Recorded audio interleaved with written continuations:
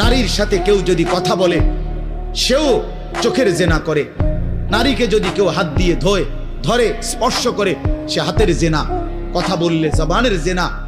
কানে শুনলে তার কথা ভিন নারীর আওয়াজ অথবা তার ভালোবাসার বিশ্রী কথাবার্তা, অবৈধ কথা, তো এটা কানের জেনা। তার সাথে পায়ে হেঁটে এগিয়ে গেলে পায়ের জেনা। অন্তর দিয়ে কল্পনা করলে নারীকে নিয়ে অন্তরের জেনা। আর লজ্জাস্থান দিয়ে জেনা করলে সেটাও জেনা। আল্লাহর কসম নবী বলছে সবটাই জেনা। চোখেরটাও জেনা, হাতেরটাও জেনা, পায়েরটাও জেনা, দিলেরটাও জিনা, মুখেরটাও জিনা, শব্দটাও আবার লজ্জাস্থানেরটাও জিনা। অতএব যে কোনো স্বামী স্ত্রীর সম্পর্ক ব্যতীত ভিন নারী, ছবি হোক বাস্তবে হোক, নারীর সাথে যার সম্পর্ক, আল্লাহর কসম, রব্বে কাবার কসম, সে ব্যভিচারী, লম্পট, দুশ্চরিত্র, জেনাকার।